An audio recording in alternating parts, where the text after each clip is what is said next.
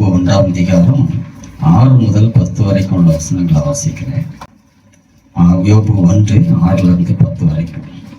ஒரு நாள் தேவபுத்திரர் கர்த்தருடைய சந்நிதியில் வந்து நின்றபோது சாத்தானும் அவர்கள் நடுவிலே வந்து நின்றான்.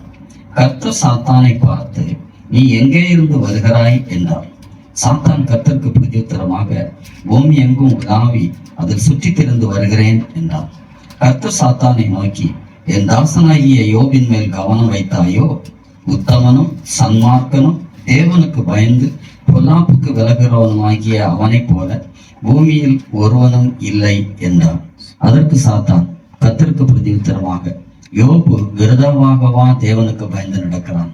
நீர் அவனையும் அவன் வீட்டையும் அவனுக்கு உண்டான எல்லாவற்றையும் சுற்றி வேலி அடைக்கவில்லையோ?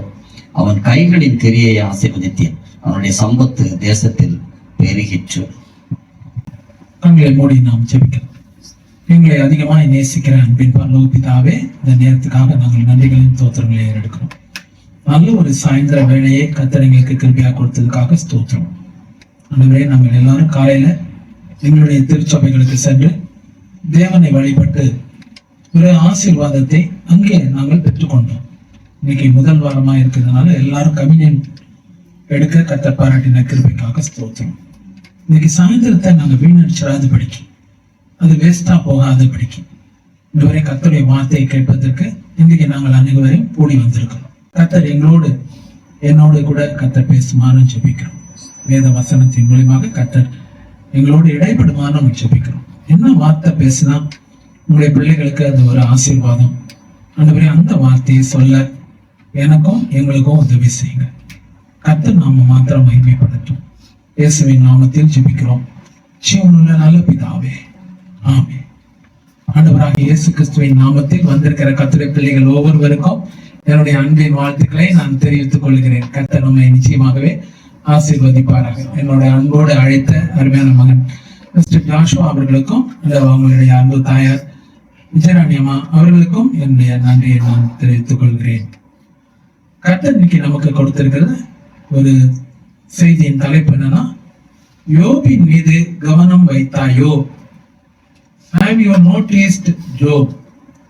யோபின் மீது கவனம் வைத்தாயோ? நமக்கு நன்றாக பரிச்சயமான ஒரு வேத பகுதி. யோபு புஸ்தகம் 1ஆவது அதிகாரம் 6-10 வரைக்கும் நமக்கு சால்மோனை படித்தாங்க.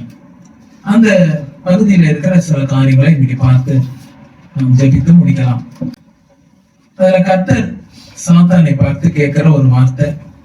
பாத்தீங்கன்னா தேவபுத்திரர் ஒருங்கிணைந்து இருக்கிறாங்க, சாத்தானும் அவர்கள் நடுவில் வந்திருக்கிறான், கர்த்தரும் அங்க காணப்படுகிறார். பாத்தீங்கன்னா 3 விதமான சூழ்நிலை. ஒண்ணு, அந்த தேவபுத்திரர் சொல்லும் போது ஏஞ்சல், செவன்லி பீயிங்ஸ். தேவபுத்திரர்னா அங்க பரிசுத்த தேவ தூதர்கள். ரெண்டாவது சாத்தான், நமக்கு நன்றாகவே தெரியும், சொல்ல வேண்டிய அவசியமே இல்லை. டெவில் இல்லைன்னு சொன்னா ஈவில் ஸ்பிரிட்ஸ், இல்லைன்னு சொன்னா பிசாசு, இல்லைன்னு சொன்னா சாத்தான், ஒரு தீய சக்தி. அதுதான் ரெண்டாவது. மூணாவது கர்த்தர், சர்வ வல்லமையுள்ள தேவன். கர்த்தரை சந்திக்கிறதுக்காக வந்திருக்க. கர்த்தர் அப்போ அந்த சாத்தானை பார்த்து ஒரு கேள்வி கேட்கிறார், நீ எங்கிருந்து வருகிறார்? பூமி எங்கும் சுற்றி தெரிந்து நான் வருகிறேன். roaming throughout the world. பூமி எங்கும் சுற்றி தெரிந்து நான் அப்படியாக வருகிறேன்னு சொல்லி சாத்தான் அங்கு ஒரு பதில் தர. சாத்தான் கொடுத்த பதிலுக்கு கர்த்தர் மீண்டுமா இன்னொரு கேள்வி எழுப்புகிறார். இப்போ எழுப்புறது என்னன்னா, ஜெனரலான கொஸ்டின் இல்ல, ஒரு ஸ்பெசிபிக் கொஸ்டின். ஒரு தனிப்பட்ட முறையில ஒரு கேள்வி எழுப்புறார். என் தாசனாகிய யோபின் மீது கவனம் வைத்தாயா? உத்தமனும் சன்மார்க்கனும் தேவனுக்கு பயந்து பொல்லாப்புக்கு விலகுறவனுமாகிய அவனை போல பூமியில் ஒருவனும் இல்லையே. என் தாசனாகிய யோபின் மீது கவனம் வைத்தாயா? Have you noticed the activities of Job? யோபுடைய செயல்பாடுகள் எல்லாம் நீ கவனித்தாய். கர்த்தர் இன்னைக்கு அதே கேள்விதான் சாத்தானுக்கு முன்பாக வைக்கிறார். யோபு பத்தி இல்ல, நம்ம பத்தி அதே வார்த்தை தான் சொல்ற. என் தாசனாகிய ஜெயக்குமார் மீது கவனம் வைத்தாயோ? என் தாசனாகிய ஜாஷுவா மீது கவனம் வைத்தாயோ? என் தாசனாகிய என் பெண்ணாகிய விஜயராணிமா மீது கவனம் வைத்தாயோ? என் தாசனாகிய ராபின் மீது கவனம் வைத்தாயோ? என் தாசனாகிய ராக்லேண்ட் மீது கவனம் வைத்தாயோ? என் தாசனாகிய மேரிமா மீது கவனம் வைத்தாயோ? Have you noticed the attributes of them? உங்க பேர்லாம் நம்ம பேர் எனக்கு சரியா தெரியல, அதனால நான் சொல்லல. யோபுன்ற இடத்துல உங்க பேர் வச்சுங்க. கவனம் வைத்தாய், உத்தமனும் சன்மார்க்கனும், தேவனுக்கு பயந்து பொல்லாப்புக்கு விலகணுமா இருக்கணும். கர்த்தருடைய சாட்சி அது. கர்த்தர் அப்படியாக he was so confident about the attitudes and attributes of Job. யோபுடைய செயல்பாடுகளை குறித்து இயேசுவான கர்த்தருக்கு அப்படி ஒரு உறுதியான ஒரு நம்பிக்கை. சில மேல கர்த்தர் நிறைய நம்பிக்கை வச்சிருப்பாரு. எப்படி சொல்றாரு பாருங்களேன். தாசனாகிய யோபின் மீது கவனம் வைத்தாயோ? உத்தமனும் சன்மார்க்கனும், தேவனுக்கு பயந்து பொல்லாப்புக்கு விலகவுமாய் அவன் காணப்பட்டான். அப்படிப்பட்ட ஒரு சூழ்நிலை. இன்னைக்கு தேவன் உங்களை என்னை பத்தி அப்படிப்பட்ட ஒரு கேள்வியைதான் அங்க சாத்தான் இடத்துல இன்னைக்கு வைக்கிறார். கவனம் வைத்தாயோ? அவங்கள கவனிச்சியா? அவங்கள பாத்தியா? உலகம் எங்கெல்லாம் சுத்தி வர தெரியுது, இவன் மேல யோபு மேல கவனம் வைத்தியா அப்படின்னு சொல்லி அதுக்கு யோபு ஒரு பதில் கொடுக்கிறார். சாத்தான் ஒரு பதில் கொடுக்கிறார் யோபு பத்தி. அதுல ஒரு 4 காரியங்கள் இருக்கு. அதுதான் இன்னைக்கு பார்க்க போறோம். ஒரு 4 காரியங்கள் அந்த வசனத்துல சொல்லப்பட்டிருக்கு. முதல் காரியம் என்ன சொல்லப்பட்டிருக்குன்றத பார்க்கலாம். பண்ணிக்கங்க. அதற்கு சாத்தான் கர்த்தருக்கு பிரதியுத்தரமாக, யோபு விருதாகவா தேவனுக்கு பயந்து நடக்கிறான். முதல் காரியம் தேவனுக்கு பயந்து நடக்கிற யோபு. அதுதான் முதல் கவனம். விருதாவாகவே விட்டுருவோம். விருதாவின் போது வீண் வெயின், அதை விட்டுருவோம். முதல்ல சொல்லப்பட்டிருக்கிறது காரியம் என்னன்னு சொல்லி பார்த்தா, தேவனுக்கு பயந்து நடக்கிற யோபு. யோபு தேவனுக்கு பயந்து நடக்கிறான். The spirituality of Job have been observed by Satan. பிசாசு முதல்ல கவனிக்கிற காரியம் என்னன்னு சொல்லி பார்த்தா, கர்த்தருக்கும் யோபுக்கும் என்ன நெருக்கம் இருக்குது, யோபு கர்த்தருக்கு எப்படி நடக்கிறாரு, அதுதான் முதல்ல சொல்லப்பட்டிருக்க காரியம். இன்னைக்கு நானும் நீங்களும் கர்த்தருக்கு முன்பாக எப்படி இருக்கிறோன்றத யார் பார்க்கிறோங்களோ இல்லையோ, சாத்தான் பிசாசு நல்லா அறிஞ்சிருக்கிறோம். அது புரிஞ்சிருக்கணும். பிரியமானவர்களே, நம்முடைய வீக்னஸ் தான் அவனுக்கு தெரியும். நம்ம செய்யற பாவங்கள் அவனுக்கு தெரியும். நம்ம எங்கெல்லாம் தவறுகிறோம் அவருக்கு தெரியும். கர்த்தருக்கு விரோதமாக எப்படி இருக்கிறோம் அப்படின்றது தெரியும். கர்த்தருக்கு முன்பாக எப்படி இருக்கிறோம் தெரியும். அதனால இந்த இடத்துல சொல்லப்பட்டிருக்குது, யோபு தேவனுக்கு முன்பாக பயந்து நடக்கிறான். சாத்தானே ஒத்துக்கிட்டான். ஆனா ஒரு கேள்வி ஒண்ணு கேட்கிறான், விருதாமாகவா, சும்மாவா நடக்கிறான்? ஏதோ ஒரு ஆதாயம் இருக்கு இல்லையா, ஏதோ ஒரு பிளஸிங் இருக்கு, அதனாலதான் அவர் நடக்கிறார்ல. அப்படி இல்ல பிரியமானவர்களே. சொல்லப்பட்டிருக்கிறது என்னன்னா, he noticed the spirituality of Job. கர்த்தர் சொல்றதை ஆமோதிக்கிறார். கர்த்தர் சொல்றாரு, என் தாசனாகிய யோபின் மீது கவனம் வைத்தாயோ? உத்தமனும் சன்மார்க்கனும், தேவனுக்கு பயந்து பொல்லாப்புக்கு விலகுறவமா இருக்கிறான். இன்னைக்கு சாத்தான் உங்களையும் என்னையும் பத்தி கர்த்தரிடத்துல சொல்ற காரியம், அப்சர்வ் பண்ண காரியம், உணர்ந்து கொண்ட காரியம் நம்முடைய ஸ்பிரிச்சுவாலிட்டி. எப்போதுமே அதை மறந்துடக்கூடாது. முதல் காரியம் அதுதான்.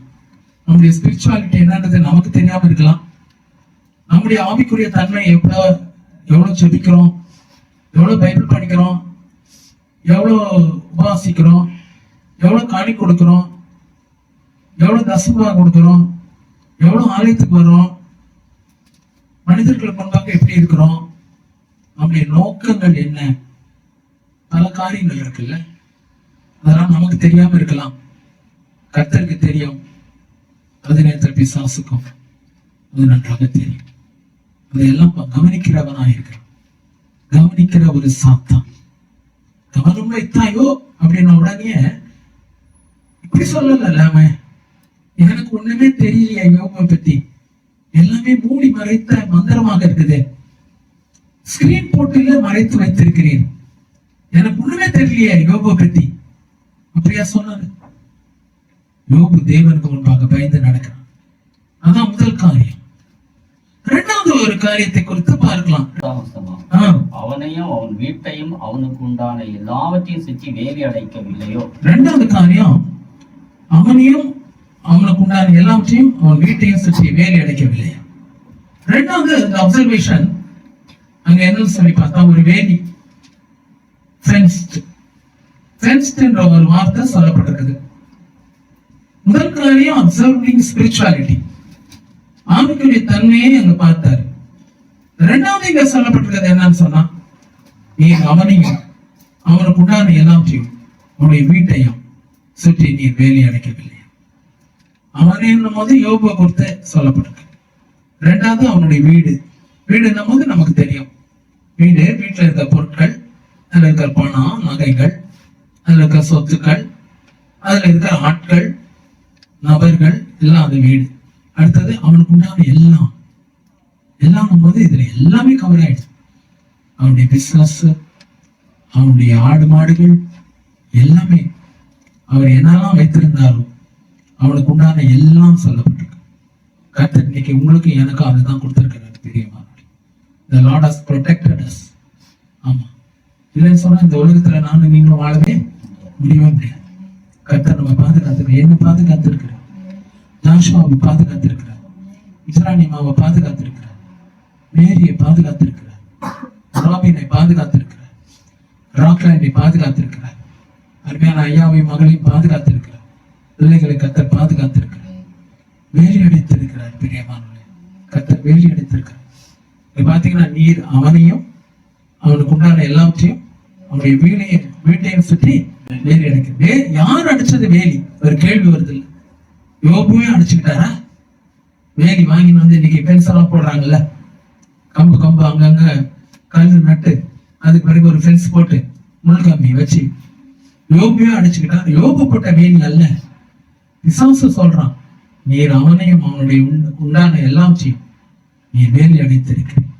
கர்த்தர் நம்ம கூட வேலி போட்டிருக்கிறார். பிரியமானவர்களே, கர்த்தராகிய நான் அதை காப்பாற்றி அடிக்கடி அதற்கு தண்ணீர் பாய்ச்சி ஒருவரும் அதை சேதப்படுத்தாதபடிக்கு இரவும் பகலும் நான் அதை காத்துக்கொள்வேன்.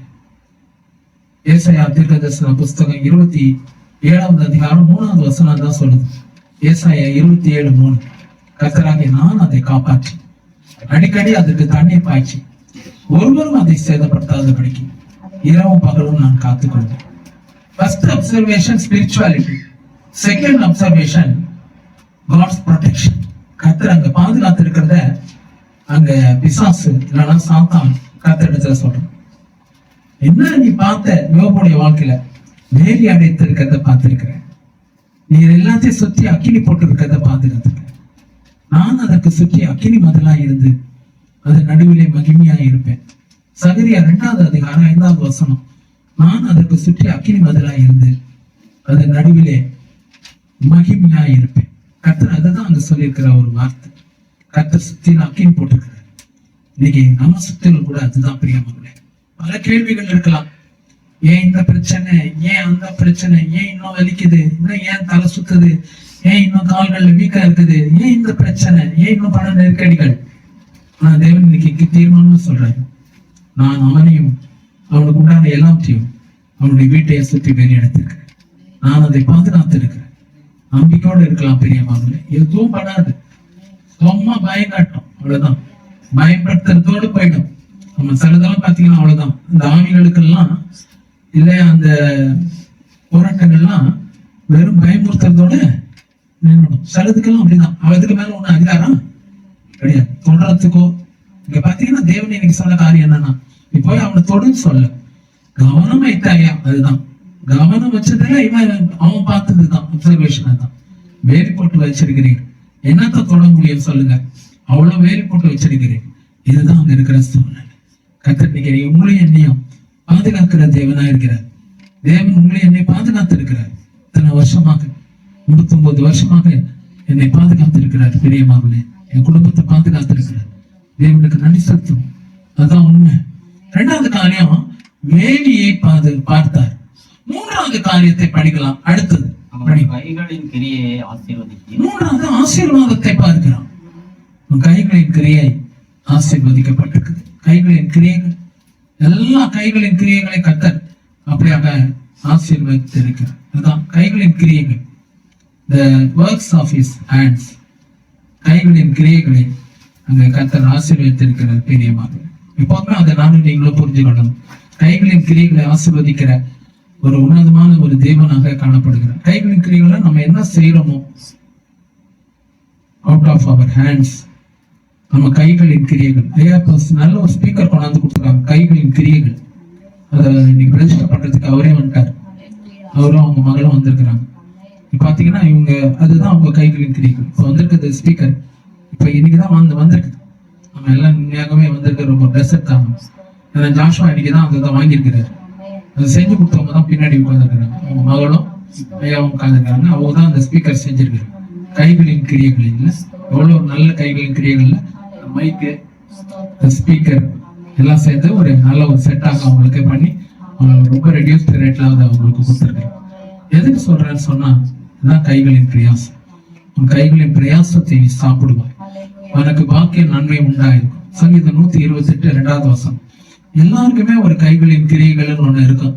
கர்த்தர் அதை ஆசீர்வதித்திருக்கு. என்னுடைய கைகளின் கிரியைகள்னா என்ன ஊழியம் தான்.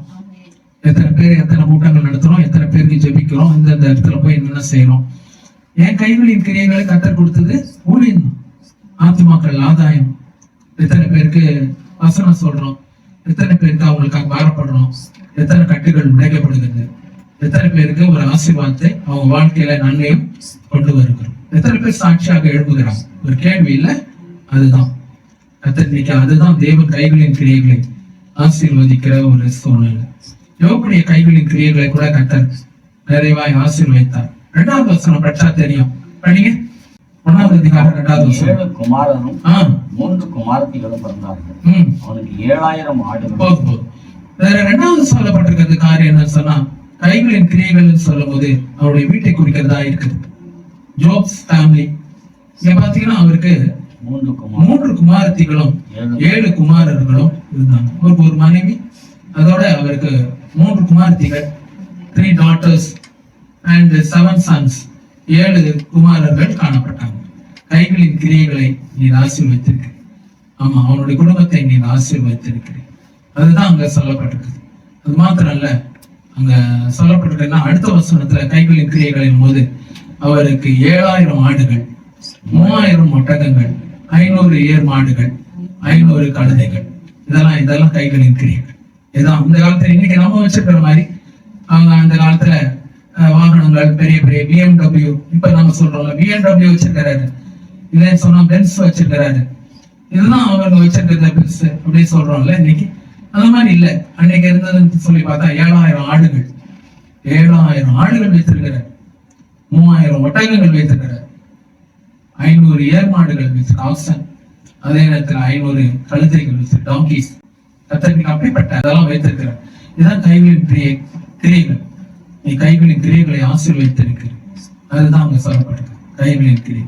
பாருங்க, இதுல நல்ல ஒரு ஹைரார்கி கொடுக்கப்பட்டிருக்கு. முதல் வசனத்துல ஊஸ் தேசத்திலே அவர் இருந்தாலும் சொல்லப்பட்டிருக்கு அங்க யோபு பத்தி. அது மாத்திரம் இல்ல, உத்தமனும் சன்மார்க்கனும் தேவனுக்கு பயந்து பொல்லாப்புக்கு விலகுறவனுமா இருக்கிறான். அவனுடைய ஸ்பிரிச்சுவாலிட்டி இல்லைன்னா அவனுக்கும் யோபுக்கும் தேவனுக்கு இருந்த ஒரு நெருக்கத்தை இந்த முதல் வசனம் சொல்லுது. 2வது வசனம் அவருடைய ஃபேமிலியை பத்தி சொல்லப்படுகிறது. அவருக்கு 7 குமாரரும் 3 குமாரத்திகள் இருந்தாங்க, அவருடைய ஃபேமிலி. 3வது அடுத்த வசனத்துலதான் அவருடைய வெல்த் பத்தி சொல்லப்பட்டிருக்கு. எப்போதுமே ஒரு மனுஷனை பார்க்கும் போது இப்படிதான் நம்ம பார்க்கணும். ஒரு மனுஷனுடைய வாழ்க்கையை பார்க்கும் போது இன்னைக்கு எல்லாம் ரிவர்ஸா பாக்குறாங்க. அவர் எத்தனை ஆடுகள் வச்சிருக்கிறாரு, எத்தனை மாடுகள் வச்சிருக்கிறாரு, எத்தனை ஏர் மாடுகள் இருக்குது, எத்தனை கழுதைகள் இருக்குது, எத்தனை ஒட்டகங்கள் இருக்குது, அப்புறம் தான் அவருக்கு எத்தனை பிள்ளைகள் இருக்குது, அதுக்கு பிறகுதான் அவருடைய ஸ்பிரிச்சுவாலிட்டி. இதெல்லாம் ரிவர்ஸ்ல போறாங்க. இங்க ரிவர்ஸ் இல்ல. இப்ப பாத்தீங்கன்னா வேற விதத்துல பாக்குறாங்க. அங்க சொல்ற காரியம் என்னன்னு சொல்லி பார்த்தா, முதல்ல அவருடைய யோபுடைய பத்தியோட ஸ்பிரிச்சுவாலிட்டி சொல்லப்பட்டிருக்கு. தேவனுக்கு பயந்து உத்தமனும் பொல்லாப்புக்கு விலகுறவனுமா இருக்கிறான். அதுதான் முதல்ல. அதுக்கு பிறகுதான் அவருக்கு எத்தனை குமாரத்திகள் 2வது சொல்லப்பட்டிருக்கு. 3வது தான் கடைசியில சொல்லப்பட்டிருக்கு. என்னன்னு சொன்னா அவருக்கு எத்தனை ஆடுகள் மாடுகள். ஒரு பிள்ளைக்கு மேரேஜ் பார்க்கணும்னா கூட, இல்ல யாருக்கோ ஒரு மேரேஜ் உங்களுக்கு தெரிஞ்சவங்க பாக்குறீங்க அப்படின்னு சொன்னா கூட, அந்த மாதிரியான ஒரு சூழல்ல என்ன செய்யணும்னு சொல்லி பார்த்தா, எப்போதுமே ஃபர்ஸ்ட் ஸ்பிரிச்சுவாலிட்டி, 2வது ஃபேமிலி, 3வது அவங்களுடைய வெல்த். எப்போதுமே அப்படிதான். உங்க குடும்பத்திலே யாரோ பாக்குறீங்க, மேரி வீட்டுல யாரோ பாக்குறீங்க. அந்த மாதிரி ஒரு சூழ்நிலை பார்க்கும்போது ரிவர்ஸா பார்க்காதீங்க. எத்தனை வீடு யா வச்சிருக்கீங்க போனோம் அதை கேட்க கூடாது. எத்தனை வீடு வச்சிருக்கீங்க, பையன் எங்க வேலை செய்யறான், எத்தனை லட்சம் சம்பாதிக்கிறான், இங்க இருக்கிறானா வெளியூர்ல இருக்கிறானா, எவ்வளவு வீட்டுக்கு எடுத்து வரான், அது இல்லை. ஃபர்ஸ்ட் வந்து ஸ்பிரிச்சுவாலிட்டி தான் எப்போதுமே அப்படி. ஸ்பிரிச்சுவாலிட்டி. அடுத்தது ஃபேமிலி. ஃபேமிலி நம்ம அவங்க ஃபேமிலியில எத்தனை பேர் இருக்கிறாங்க, அவங்க எல்லாம் எப்படி இருக்கிறாங்க. ரெண்டாவது ஆசீர்வதிக்கப்பட்ட குடும்பமா இல்லைன்னா எல்லாம் ரொம்ப பயங்கரமான குடும்பமா இருக்குதா, இதெல்லாம் பார்க்கணும். மூன்றாவது இங்க சொல்லப்பட்டிருக்கிறது என்னன்னு சொல்லி பார்த்தா அங்க பாத்தீங்கன்னா வெல்த். அதுதான் இது 3 காரியங்கள். இதான் கைகளின் கிரியைகளை கத்தர் ஆசீர்வதித்திருக்கிறது. இதுதான் வந்துட்டு அடையாளம். ரெண்டாவது காரியம் தான். முதல் காரியம் என்னன்னா ஸ்பிரிச்சுவாலிட்டி. ரெண்டாவது காரியம் என்னத்தை அவர் பார்த்தாரு அப்படின்னு சொன்னா ப்ரொடெக்ஷன். மூன்றாவது காரியம் என்னன்னு சொல்லி பார்த்தா அங்க கைகளின் கிரியை ஆசீர்வதிக்கு பிளஸிங். கடைசியாக ஒரு காரியம் இருக்குது, அதை பார்க்கணும். சம்பத்து தேசத்தில் பெருகிற்று. இது ரொம்ப முக்கியமானது. சம்பத்து தேசத்தில் பெருகிற்று. விசுவாசிகளாலும் தெரியும் எதுக்கு எப்படி இருக்குது அப்படின்னு சொல்லிட்டு நல்லா புரிஞ்சுக்கணும். சம்பத்து தேசத்துல பெருகிருக்கு. ஆனா இப்ப இங்க பாத்தீங்கன்னா என்ன பெருகி இருக்கு, ஒண்ணுமே பெருகின மாதிரி தெரியல. எல்லாம் வந்து மோசத்துல போயிட்டு இருக்குது. 7000 ஆண்டுகள் இருந்தது, எல்லாமே ஒரே நாள்ல போயிடுச்சு.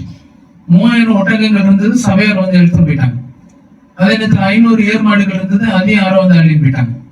அது மாதிரியான இன்னொரு பாத்தீங்கன்னா அவங்க ஒட்டகங்கள் இருந்தது, கடைசியில் ஏர்மாடுகள் இருந்தது, அதையும் வந்து அள்ளி போயிட்டாங்க. எல்லாமே ஒண்ணு இல்லாம போச்சு.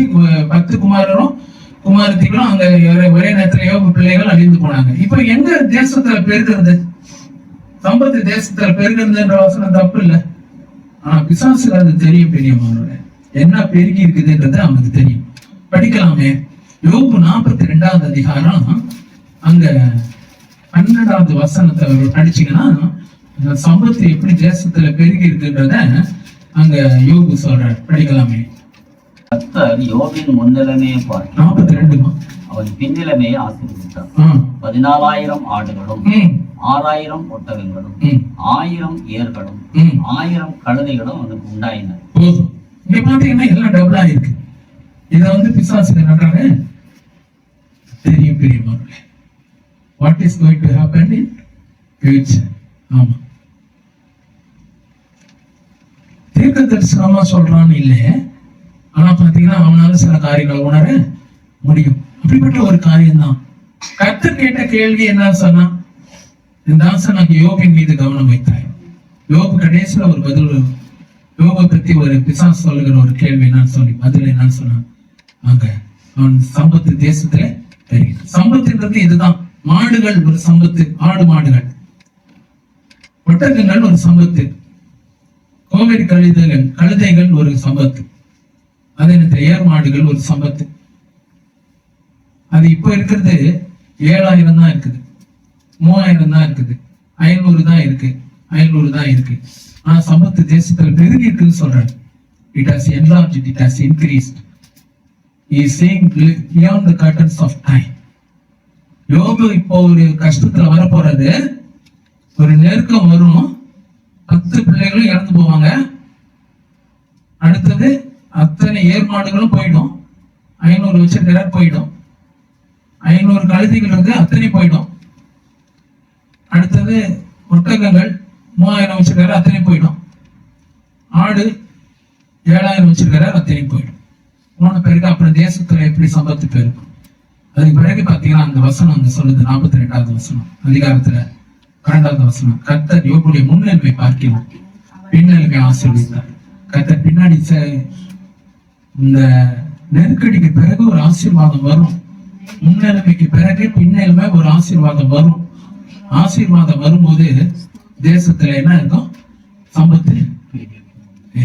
அதுதான் அது சாத்தானுக்கும் தெரியும், அவனுக்கு நல்லா தெரியும். அதனாலதான் அவன் கிடைச்சிருக்க டைம் நல்லா பயன்படுத்தும். எவ்வளவு அமுக்க முடியும், எவ்வளவு போராட்டத்தை கொண்டு வர முடியும், எத்தனை பிரச்சனைகளை கொண்டு வர முடியும், எத்தனை யுத்தங்களை கொண்டு வர முடியும், அழிவு நாசங்களை கொண்டு வர முடியும், எல்லாம் அவனுக்கு நல்லா தெரியும். இதுல போட்டு அமுக்கிட்டான்னு சொன்னா இனிமேல் தேசத்துல சொத்து சம்பத்து இருக்காது. அவனுக்கு நல்லா தெரியும். பாருங்க, அவன் மூலியமாவே தீர்க்க தரிசனத்தை கர்த்தர் கொடுக்குறாரு. அவன் சம்பத்து தேசத்துல பெருகிடுச்சு. இப்ப இருக்கிற நிலைமை எல்லாம் அழிஞ்சு போயிடும். அழித்த பிறகு ஒரு உபத்திரவம் காலம் வரும். அந்த உபத்திரவம் முடிஞ்ச பிறகு சம்பத்து தேசத்துல பெருகும். அதான் இந்த ரெட்டிப்பான நன்மை சொல்றேன். கர்த்தர் யோபை முன்னிலைமை பார்க்கலும் பின்னிலைமை ஆசீர்வதித்தார். அதுதான் இங்க தேசத்துல சம்பத்து பெருகும். கண்களை மூடி நாம் ஜெபிக்கலாம். ஆண்டவரே, கைகளின் பிரயாசத்தை நீ ஆசீர்வதித்து முதல் காரியம். ஆண்டவரே, இரண்டாவது யோபு கர்த்தருக்கு பயந்து நடக்கிறது. மூன்றாவது காரியம் சம்பத்து தேசத்தில் பெருகிட்டு. நாலாவது அவனை சுற்றி நீர் வேலை அடைத்திருக்க. இதுதான் பிசாசு எங்களையும் பத்தி பார்க்கலாம். எங்க வாழ்க்கையில அவன் பார்க்கிற காரியங்கள் இது. இயேசுவின் நாமத்தில் பிதாவே. சேர்ந்து சொல்லுவாங்க, என் ஆத்மாவே கர்த்தரை ஸ்தோத்திரி, என் முழு உள்ளமே அவருடைய பரிசுத்த நாமத்தை ஸ்தோத்திரி. என் ஆத்மாவே கர்த்தரை ஸ்தோத்திரி, கர்த்தர் செய்த சகல உபகாரங்களை மறவாதே. ஆமென். அல்லேலூயா. Hallelujah. God bless you. ரொம்ப தேங்க்ஸ். எல்லாம் பொறுமையா உட்கார்ந்து கேட்டது.